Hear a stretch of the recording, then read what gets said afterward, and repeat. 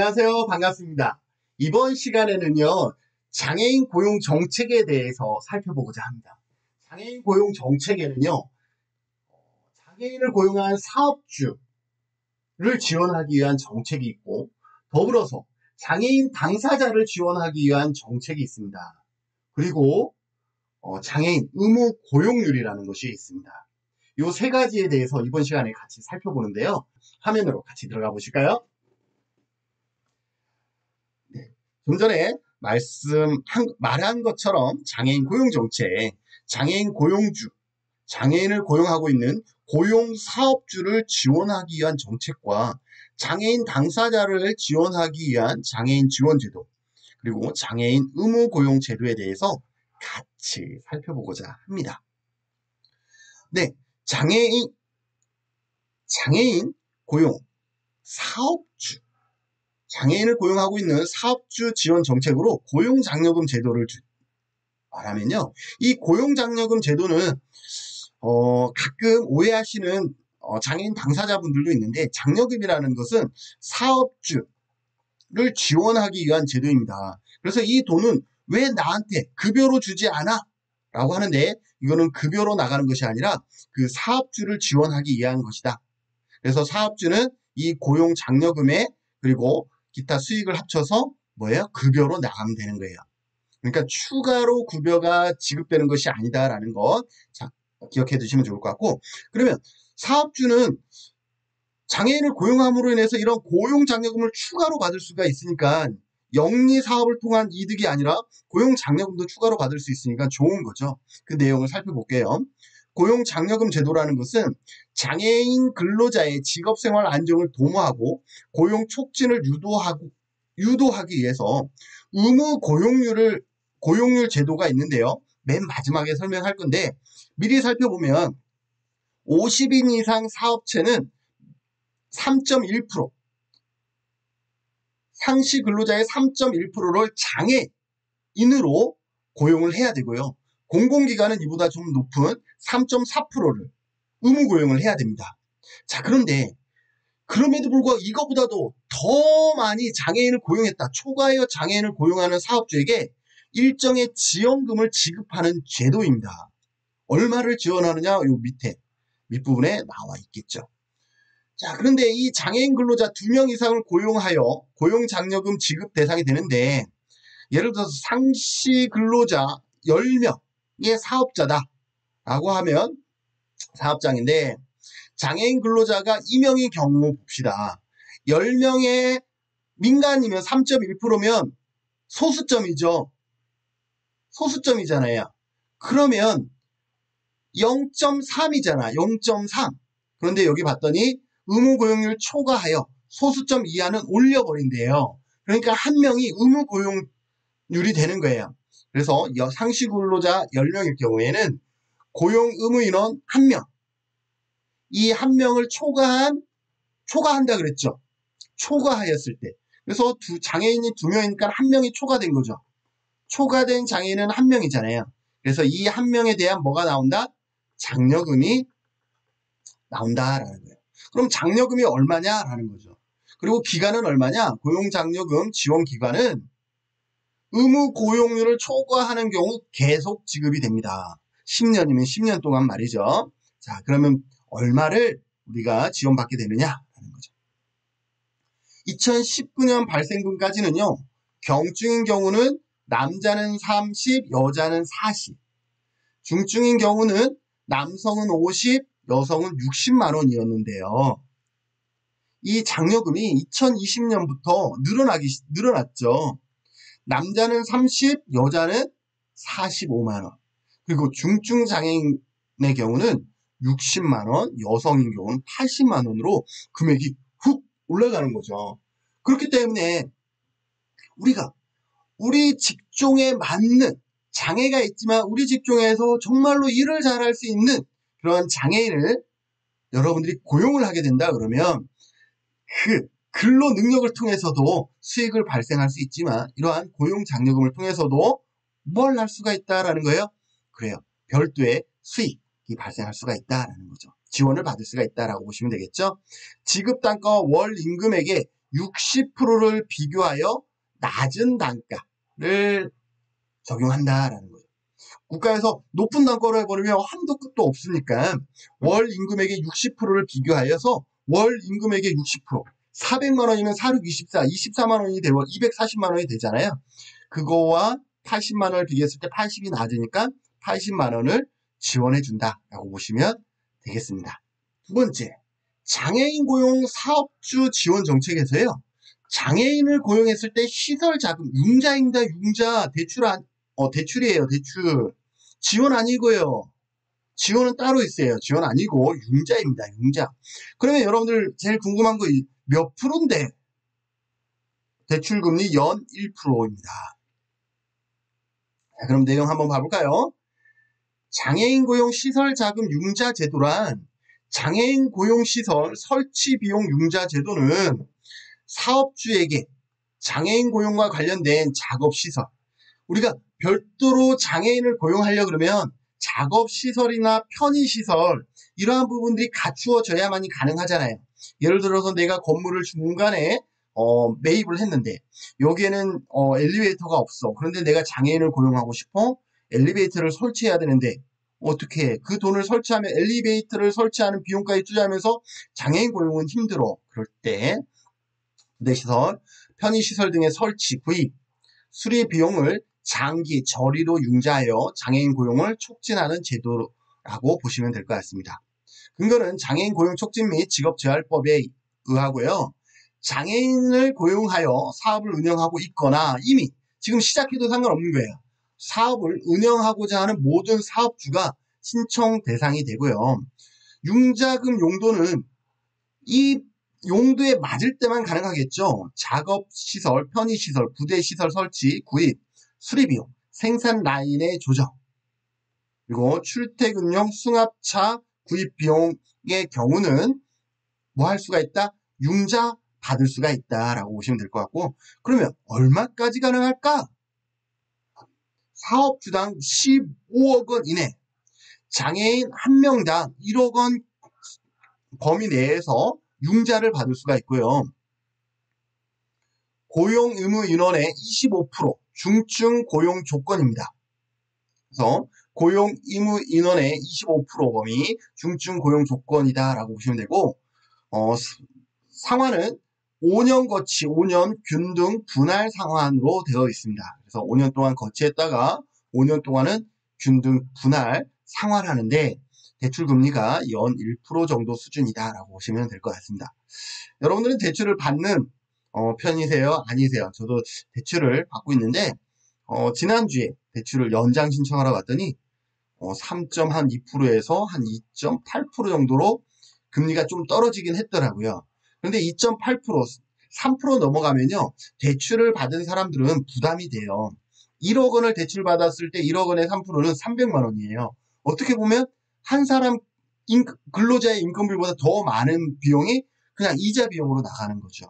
그런데 연 1%라 그러면 어때요? 100만 원 선이거든요. 마음의 부담이 확 떨어진다라는 것을 우리가 좀 이해할 수가 있습니다. 그리고요, 이거는 경제의 논리인데요. 연 1%다 라고 보세요. 자, 올해 여러분들이 10억을 이거는 약간 경제 논리예요. 자, 10억을 대출 받았다라고 해요. 이 자금이 아니더라도 10억을 대출 받았는데 자, 10년 동안 1%만 낸다라고 하면 어때요?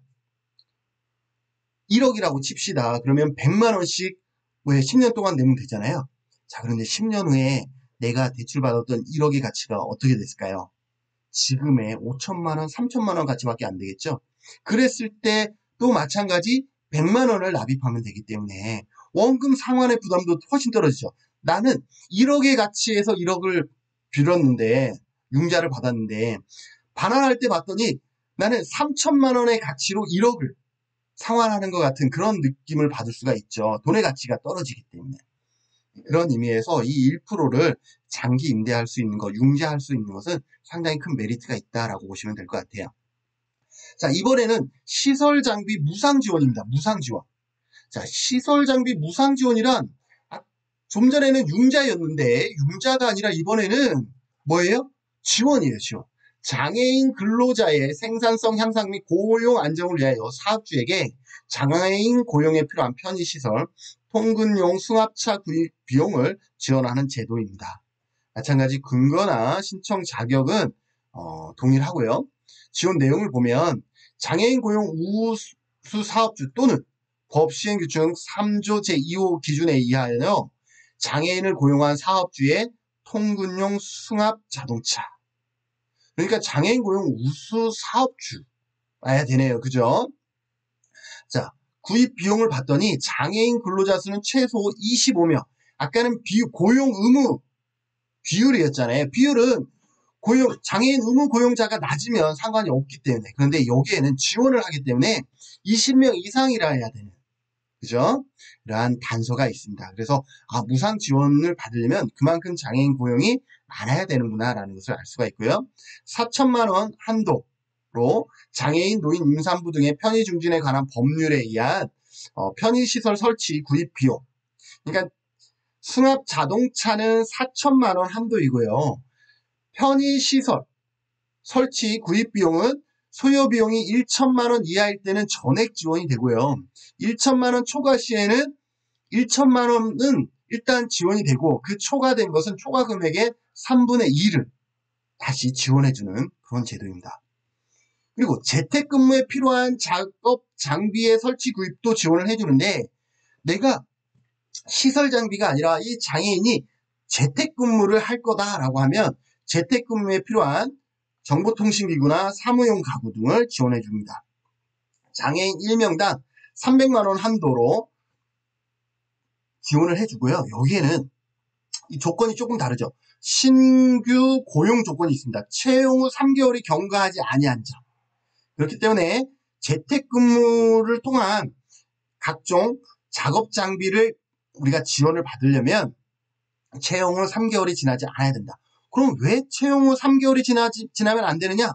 채용했는데 3개월이 지났다라는 것은 뭔가 지원받지 않아도 일할 수 있는 환경이 이미 됐다라는 거잖아요. 이 시간이 지났는데도 불구하고 이것을 우리가 지원해달라고 하는 것은 말 그대로 회사에서 지출해야 될 비용을 말 그대로 일방적으로 아끼기 위한 그런 용도다라고 우리는 판단할 수가 있겠죠. 그래서 그러한 내용들을 전부 다 감안한 법이다라고 보시면 될 것 같습니다. 자, 그 다음에 고용관리 비용 지원입니다. 고용관리 비용 지원을 살펴보면 장애인 근로자의 적절한 고용관리를 유지하는데, 자, 장애인 근로자를 고용했으면 거기에서 끝나는 것이 아니라 뭐가 필요해요? 이 고용을 유지하기 위한 관리 비용이 필요해요. 어떤 것이냐 하면 작업 지도원을 사업장에 위촉 또는 배치하는 데 소요되는 비용을 누군가가 옆에서 지도해주는 그러한 분이 필요하다 그러면 만약에 그런다 그러면 지원해 주겠다라는 거죠. 지원 대상 볼까요? 중증 장애인을 고용하여 기준에서 정한 자격을 갖춘 작업 지도원. 자, 여기서 작업 지도원은 한번 어떤 분이냐 미리 볼까요? 우리가 미리 배웠던 장애인 재활 상담사라든지 사회복지사 등도 여기에 해당됩니다. 위촉, 선임, 배치하여 작업 지도를 실시하는 사업주가 여기에 해당된다라고 보시면 되고, 어때요? 법인은 지원 대상에서 제외가 된다라고 보시면 될 것 같습니다. 그럼 왜 사회복지법인이나 비영리법인, 사회복지법인이나 비영리법인은 오히려 제외하느냐? 이분들은 이미 이 장애인들을 지원하기 위한 지도원이나 사회복지사나 이미 배치가 돼 있다라고 보시면 될 것 같습니다. 그렇기 때문에 이중으로 지원할 필요는 없는 거겠죠. 자, 지원 기준 볼까요? 사업주가 중증장애인 근로자를 사업장당 상시 1명 이상 5명까지 수급자격 인원 신청일 이전 90일 이내에 새로이 고용하고, 그러니까 3개월 이내에 새로이 고용하고 당해 사업장에 배치된 작업지도원으로 하여금 장애인 근로자 1명당 월 12시간 이상. 기준이 뭐예요? 이 사람은 계속 그 장애인 옆에서 뭔가 계속 이렇게 그림자처럼 같이 활동해야 되는 것은 아니구나. 월 12시간 이상 작업 지도를 실시한 경우에 해당 사업주에게 지급이 됩니다. 얼마냐? 대상 장애인에게 1인당 월 14만 원을 지원해 준다라고 보시면 될 것 같고, 지원 기간은 공단 평가 결과에 따라 최대 3년간 지원할 수 있다라는 것 기억해 두시면 좋을 것 같습니다. 재택근무 지원 제도도 있습니다. 아까 재택근무하면은 장비라든지 이러한 것들을 지원받을 수가 있다 그랬잖아요. 자, 마찬가지 이동이 자유롭지 못한 중증장애인의 재택근무의 형태로 고용하는 사업주에게 3개월이 경과하지 않은 사람, 한 사업주당 3천만 원, 장애근로자 1인당 300만 원 한도에서 앞부분에 이미 설명이 되어 있죠. 그래서 장애 작업 장비 범위는 앞전에 얘기했던 것처럼 어떤 정보통신기구나 사무용 가구, 뭐 컴퓨터라든지 전화, 책상 이러한 것이 여기에 해당된다라고 보시면 될 것 같아요. 그래서 앞전 설명이랑 중복되는 부분이 있습니다. 자, 장애인 지원 정책. 자, 지금 이제까지는 고용주를 위한 지원이었다 그러면 지금부터는 누구예요? 장애인을 지원하기 위한 정책이다라고 보시면 될 것 같아요.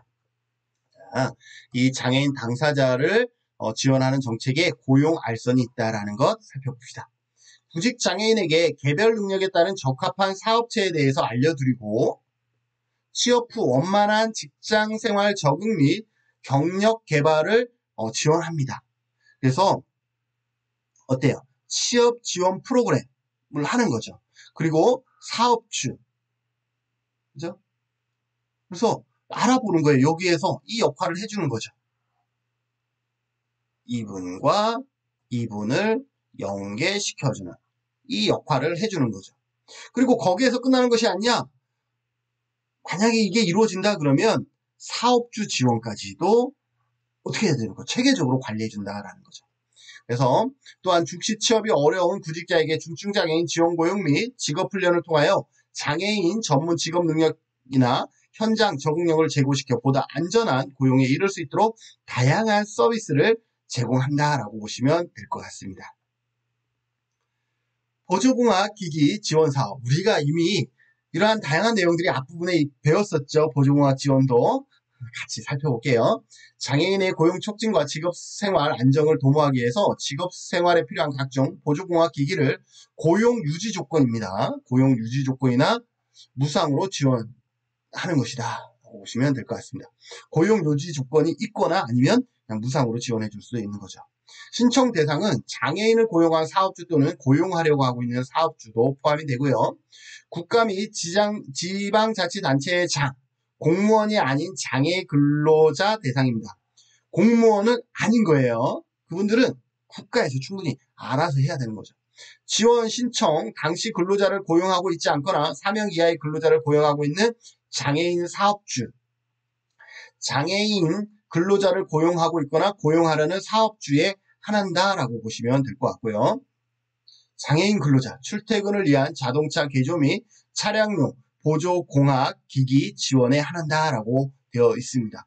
자, 장애인 근로자는 뭐까지 가능해요? 장애인 근로자는 자동차를 개조하는 지원을 받을 수가 있다라고 보시면 될 것 같습니다.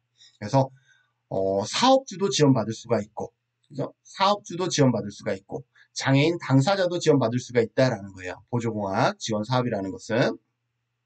자, 고용 유지 조건을 단 것은 장애인 1인당 1천만 원, 중증 같은 경우는 5천만 원 한도 내에서 뭐예요?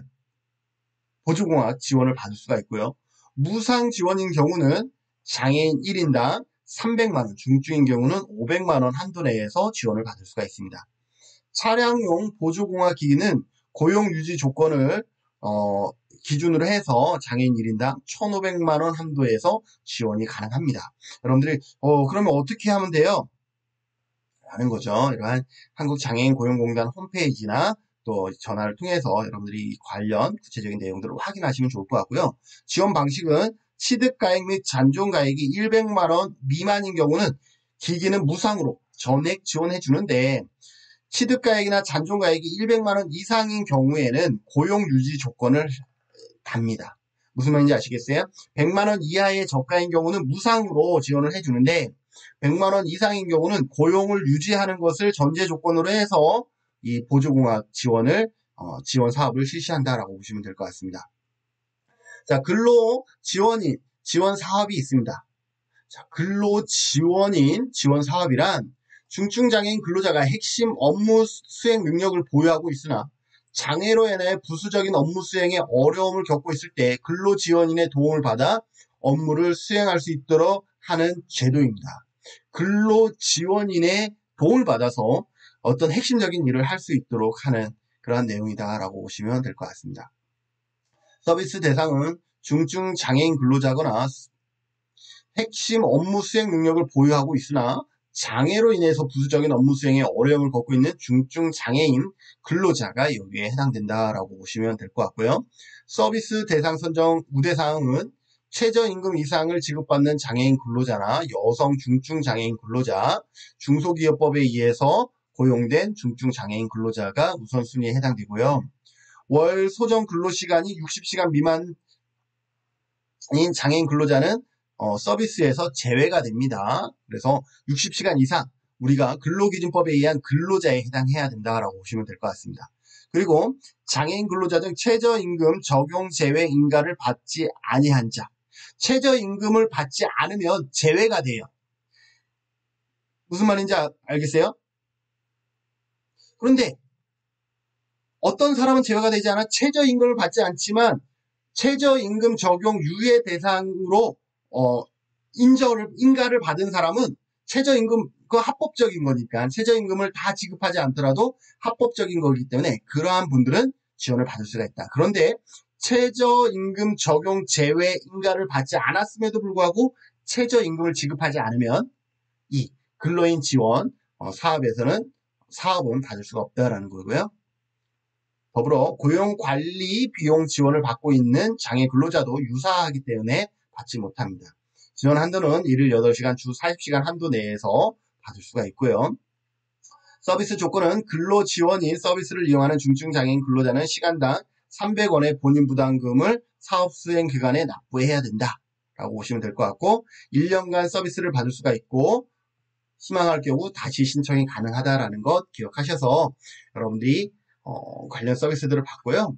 그 다음에 시간이 많지 않아서 이러한 내용들은 생략했습니다. 여러분들이 추가적으로 알고 싶으면 여기 한국장애인 고용공단 홈페이지에 들어가시면 이렇게 온라인 직업 심리 검사라든지 이러한 것을 오프라인 면대면으로도 할 수가 있고 또 사이트에서도 온라인 형태로도 가능하기 때문에 여러분들이 사이트 방문 한번 해보시는 것도 추천드립니다.